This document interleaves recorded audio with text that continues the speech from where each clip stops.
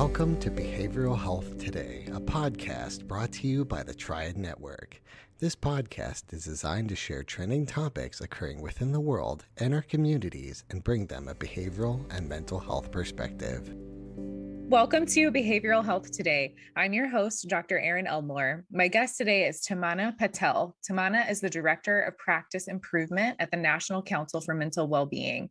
Tamanna has experience coaching communities and applying adaptive strategies with a focus on building relationships and trust, capacity building opportunities, and long-term sustainability.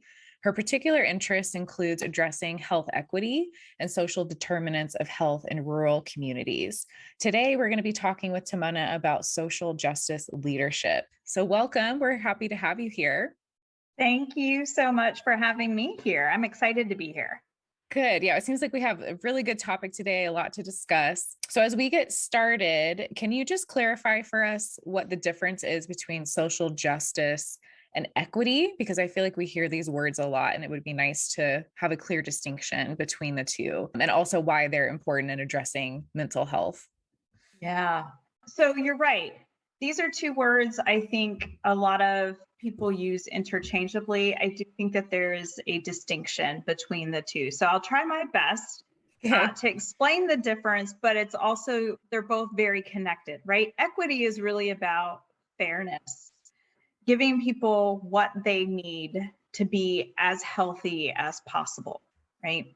Social justice, I think, is really about advocating and fighting for that fairness, particularly for historically oppressed and marginalized individuals, especially Black, Indigenous, other people of color who have been disproportionately faced with institutional discrimination and systemic racism. Right. And so to seek or advance equity is also about advancing social justice. I think these are key when we think about improving overall health outcomes or mental health outcomes, mental well-being, right? Because we know that our outcomes, they're really determined by other factors outside of our control, right? It's not to say that our own behaviors don't contribute to our outcomes, they do, but there are a lot of other factors outside of our control that also impact our outcomes. That's the environment, access to care, community factors, societal factors. So all of these, in addition to our own behaviors, really drive our outcomes, right? But when we think about healthcare, mental health, substance use treatment, traditional programming is often designed primarily towards our own behaviors, right? And so my suggestion is, without considering the other factors, right? The environment, the community, societal factors, access, we're left somewhat lacking in our approach to really advance equity, to really address the disparities we see and the fundamental causes of disease, right? And so this really requires us to look at it from that systems perspective. What is it that puts people at risk? And then how can we design policies, programs, systems really in response to those drivers? Right? And so if we look at those drivers, like what is it that drives these determinants I just described, right? Our behaviors, access to care, the environment, our community and societal factors.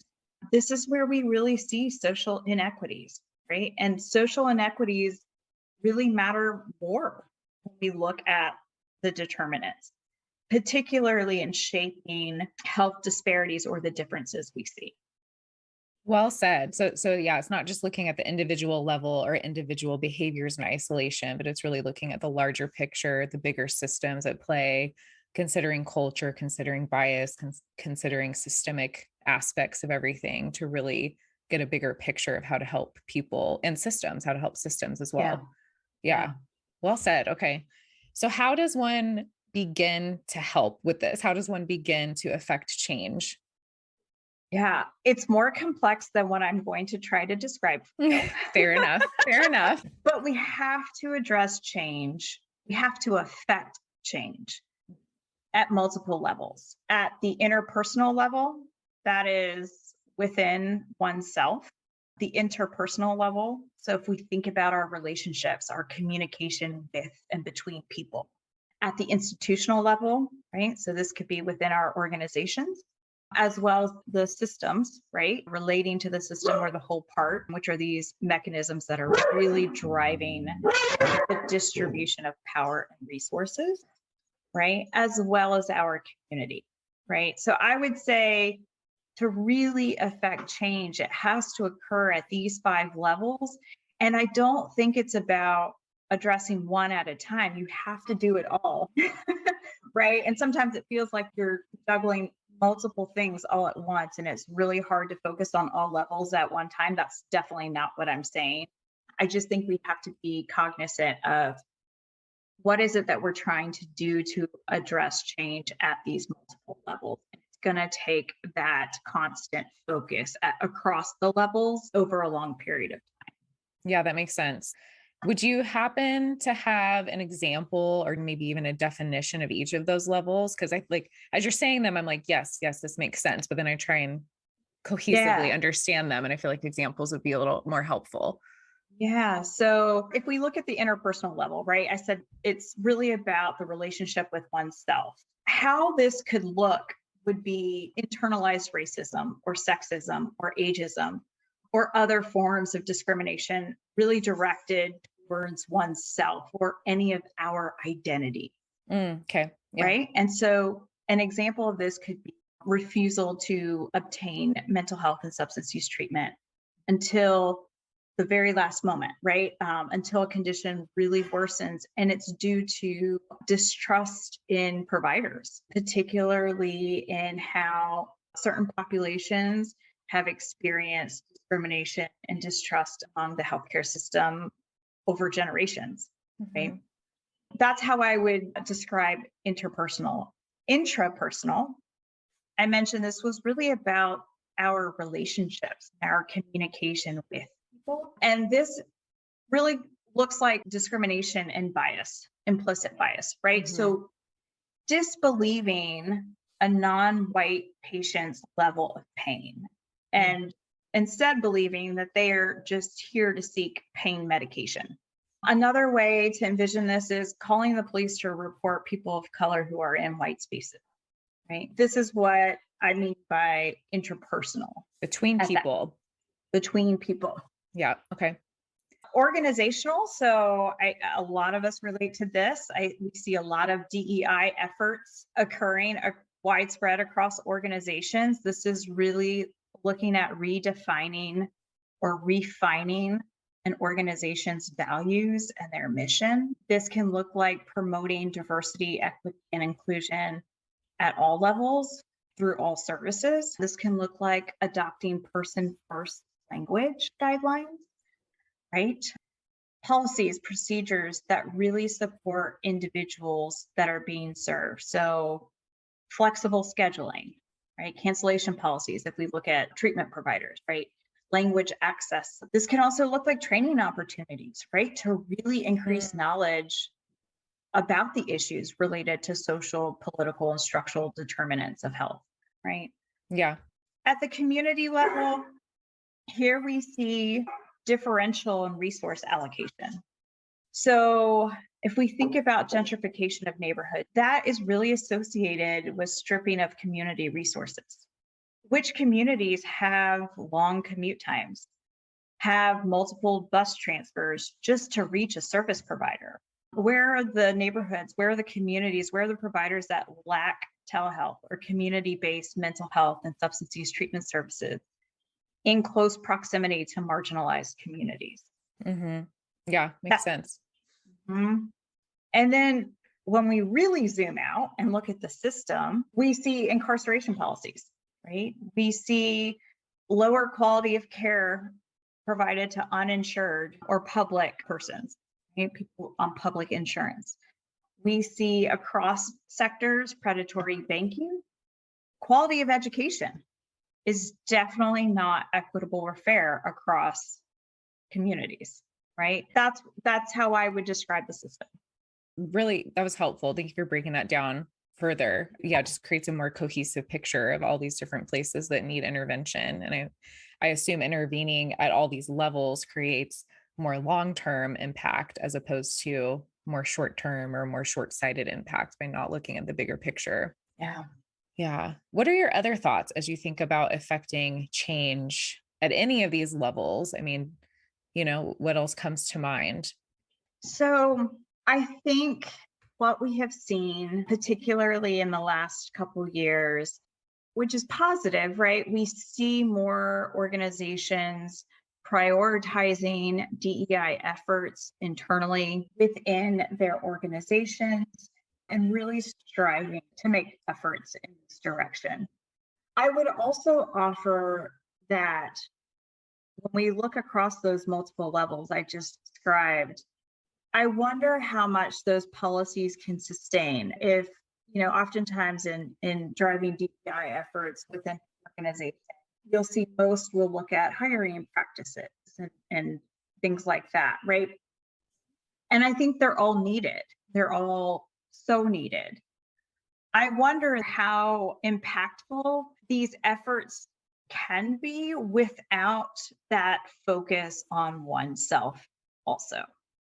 I almost think that both are needed within the organization. Some like concerted effort and attention being paid to individuals doing the work themselves, right? To really maximize the impact of any policies, new procedures, things that get put in place as a result of the efforts. I think we as individuals have to start to change as well. And that really is going to require us to do some hard work on our own. Yeah, I would agree with that. I'm reflecting on my graduate training because I had somewhat of a systems perspective, and they had a lot of focus on our own individual biases and prejudices and just creating awareness around that, not only race, but also sexism, just many of the isms. And yeah, it was really eye-opening for me because everybody has some, at least, if not a lot, right? And it's just ingrained in us. And it makes sense that if you're talking about people who are at the top making decisions for organizations or looking for disparities, if there's not some level of awareness at a personal level, a lot of things are going to get missed or misunderstood. So I think that's a very key point. Do you have recommendations for how people could start on that journey? I know that's such an unfair question to ask because it's so broad, but it's so broad. And I mean, and I'll be honest, because I'm on this journey myself, right? The listeners can't see me, but I am a US born female of immigrant parents that moved to the United States in the late 60s from India. And my experience is different, right? And so I was late to the party and really understanding, oh crap, like I've got work I need to do.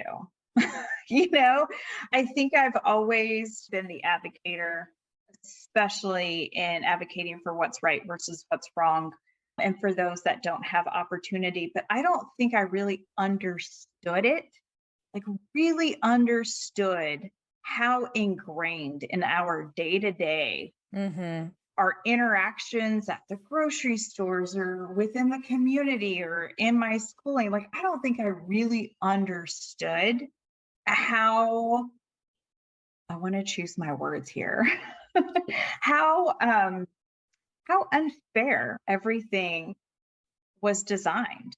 Yeah. That I definitely come from privilege. I see myself as one that had opportunities, definitely has privilege compared to many. But then I've also been on the other side of that too, right? And I think I've always kind of knew that this existed, right? Systemic inequities, racism, discrimination.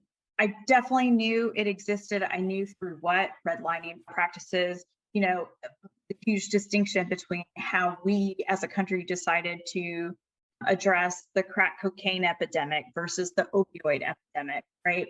But I didn't really think about my daily actions, my behaviors, my decisions, and how all of that played into everything until literally probably a few years ago. Yeah. It's funny because earlier we were talking about like the bottom up approach of like interpersonal, intrapersonal, and then getting larger and larger. And then I think sometimes we become aware of DEI considerations the opposite way, like where we can recognize the systemic ones first, and then it gets real personal. And it's which is good. It's good to wrestle with that and realize how pervasive everything is. But yeah, it just fits with what we're talking about. It flows both top down and bottom up, and it's all relevant. And it's a lot of work to do all the time across all levels, and I think I would say for anyone who's just now coming into that awareness that I really came into a couple years ago, it can be very overwhelming and sickening at the same time and feel very defeating. And I think it's really just sitting with that and then slowly getting to the point, okay, what can I, within my own sphere of control, what can I start to further examine and try to start to change? So I think the first step that it took us a long time to get to your original question. That's okay. We're here. We made it. Yeah, we made it. I think the first thing is really coming to that awareness. And it's the mind-body connection. I always knew it in my head that these existed, right? That these problems existed, that this is the way that we have been conditioned. I've been conditioned my entire life. I needed it to connect in my gut. And I would say that's the first step. How I got there and what I would offer to others. To be honest, I started reading a lot.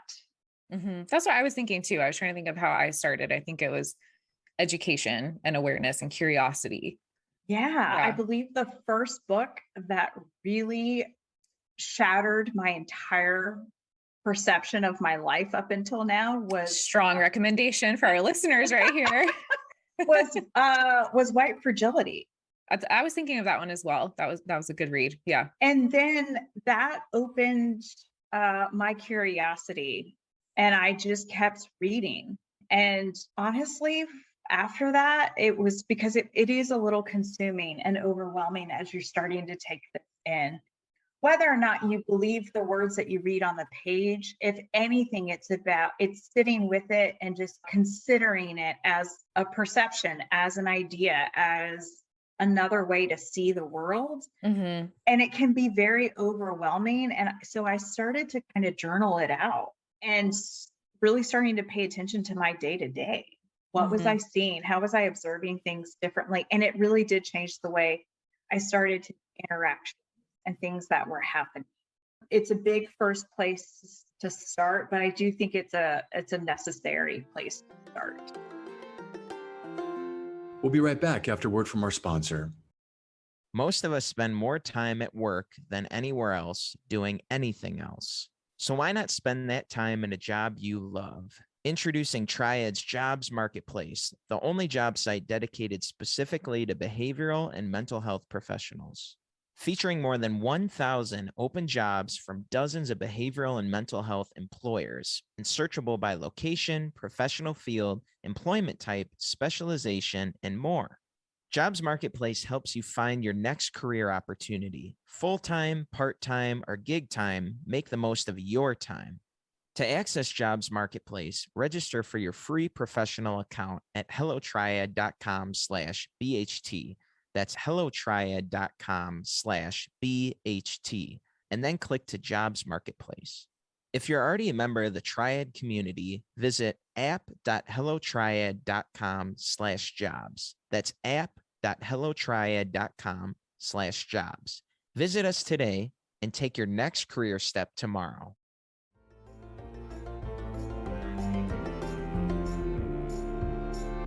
Yeah, I like how you're saying that because it doesn't have to start with a lot of action or intervention. It's really creating that awareness, which I think is true of most types of change. We have to become aware first of what's going on and where the problem areas are. And I like how you're emphasizing too, it can be a lot. So I guess I'm hearing what you're not saying, which is it's okay to take time with it. It's okay to consider it academically first almost, or intellectually first, but eventually it does need to reach your heart level and your gut level to make changes. But it's eye-opening once you see it, you can't unsee it.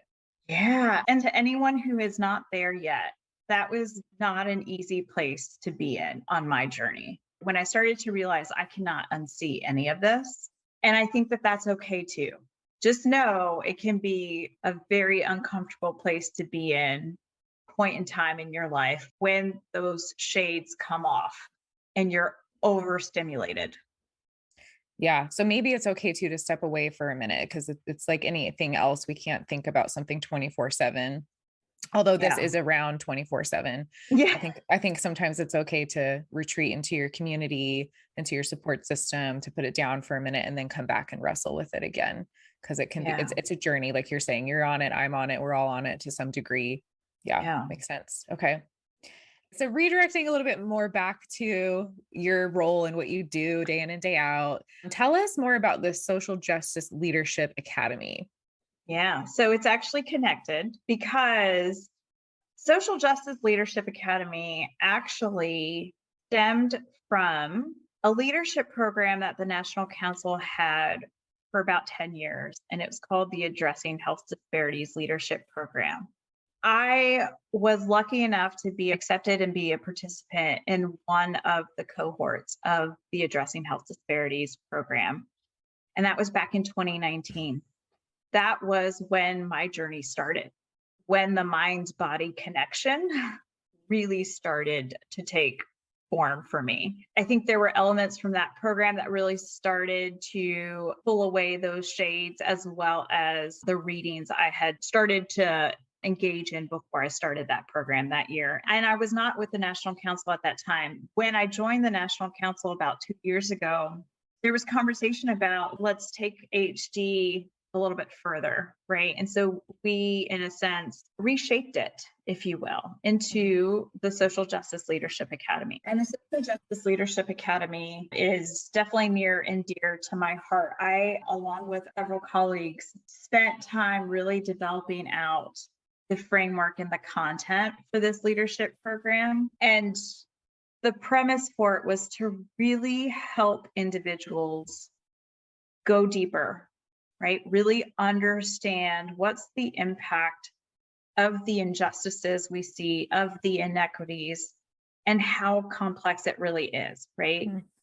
To the extent that we can use a program like this to help other individuals get to that awareness, right? Mm-hmm. And start doing the work.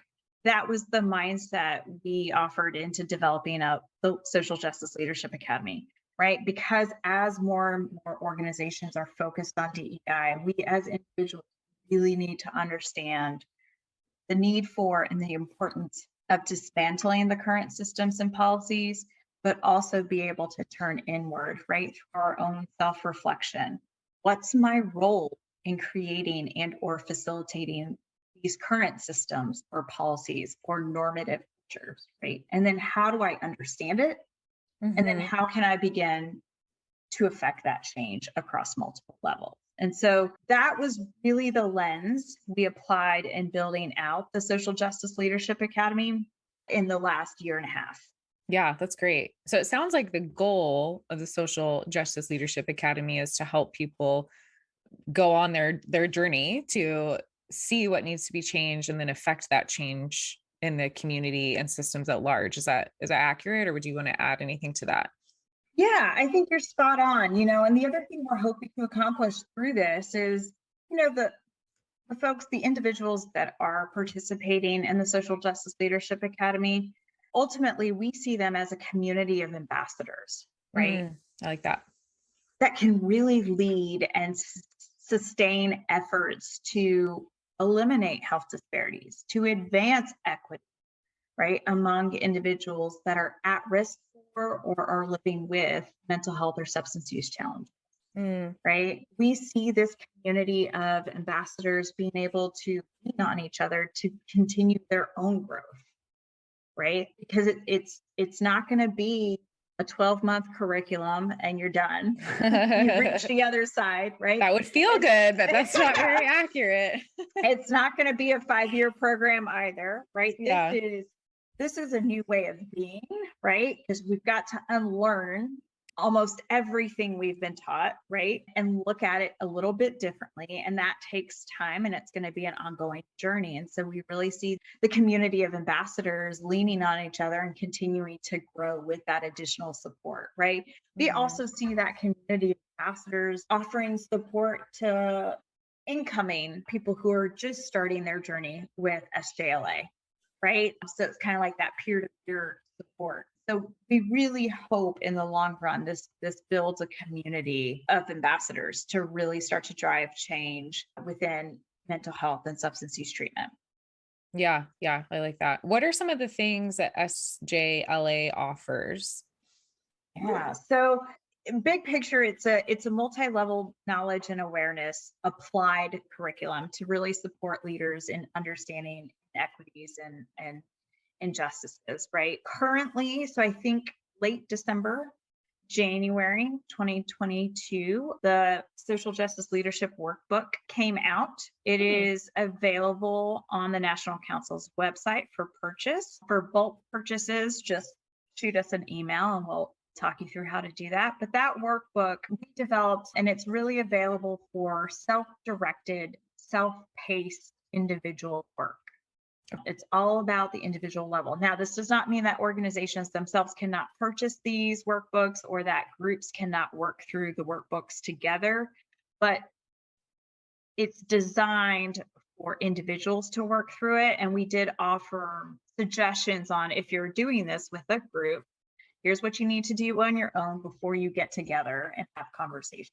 And so that workbook really addresses the foundation, the theories, the models of systemic inequities and injustices to really ground us in how did we get here, right? And the workbook also provides tools and resources for individuals to do that self-reflective work at their own pace. Okay. And so that is one thing that's available. It's also really exciting to share, probably a day late after having this conversation. But the second offering for the SJLA just launched yesterday. Oh, wow. Okay. Yeah. So, and that is a 12-month learning series. The 12-month learning series kicked off yesterday. It's going to go monthly for the next 12 months. We've identified a host of subject matter experts and other folks that have been in this field, been in this work for some time. There will be opportunities every month. So say we're talking about really diving into the systemic inequities within mental health and substance use treatment care, right? Then there's an opportunity to take that information from the subject matter expert, and we've designed what we call leaving in action activities, because this again goes back to how do we apply, how do we digest the information we're receiving, and how do we identify it in our own world, right? Yep. Yeah. And so it's a learning series because it's coupled with, yes, you're going to be hearing from experts and subject matter expertise on a monthly basis, but we're carving out opportunities for you to take that information and do some work on your own, right? Before the next month, we all come back together and go on to the next topic, right? And so it's a learning journey that we are piloting for the next 12 months, really stemming from some of the foundational topics that we begin to mention in the workbook. That's great. That's really, really interesting. And it's free. It's free. I was going to ask. Okay, Yeah. Good. Free is good. We like I free. led with that, right? Anything free is usually good. Okay. I'm wondering where individuals should be at on their journey would be a good fit for each of these programs, like the workbook versus the workshop. If somebody's just getting started, what do you recommend versus someone who's a little farther down that road? I would say it doesn't matter. Okay. I'm thinking about my own journey and why I gave that response. Yeah. Because I had a lot of the knowledge coming in, but I didn't have the tools or was given the space to unpack it and really understand what that looked like in my world, in my sphere of influence, if you will. Right. So I think it can be for anyone, no matter where you are in your journey. I do think that there's probably something for everyone. I also don't want folks who might be new to digging into this or uncomfortable. It's for everyone. We're really trying to create that learning environment for everyone. It's in a very non-judgmental, very open way, understanding that everybody's at a different place in that journey, right? Yeah. Yeah. I like that. Yeah. Cause I think we can learn a lot in self-reflection, but also some things just come to light and you can wrestle with them differently if you're in a group or with other people who see it differently. So that's good to know. A lot of different angles to come at this with. Yeah. And so Yeah. there's going to be monthly webinars. Sometimes we add in extra office hours with cool. the experts, right? So after the webinar, if you want to sit with the information, there might be office hours that month that then you can call into and just ask questions and kind of dig a little bit deeper into some of the things that were mentioned on the webinar with the subject matter experts. There's always going to be an applied activity every month, not to do as a group or to share back with anybody, but for yourself, right? To kind of chart your own path. So yeah, I will definitely make sure you all have the schedule. Yes, we will put that in our out. show notes. So as we're kind of winding down, how would you summarize what you're hoping people get from the social justice leadership program? What is it that you're hoping people walk away from that program with? That we all need to change and we all can change and we all have a role in affecting change. That's good. You could make that into like a bumper sticker or a tattoo or something. That was very concise and very powerful. It's true. Yeah. Yeah. I mean, going back to earlier, how we started the conversation and how change happens across multiple levels. And, I think a lot of others will say, but we really need that systemic change. We really need those changes at the policy level. And I agree with it wholeheartedly.